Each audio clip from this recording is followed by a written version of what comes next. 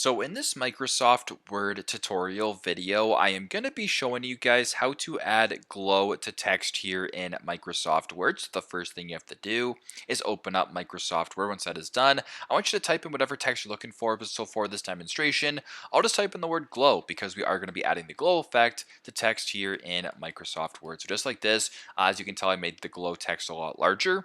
Now, next thing you have to do is highlight the text right here. Make sure the home tab in the top left is selected. Then go to this A right here that's sort of blue colored. Press on that, press on the little arrow beside that for the drop down. And right below where it says glow, hover over top of that, then go here, and you can change the glow. So you can add, a green glow, you can add a blue glow, a yellow glow. You can also change the color right here to where it says more glow colors. You can get creative. So if you want to add maybe a red glow right here, just like that, there you go.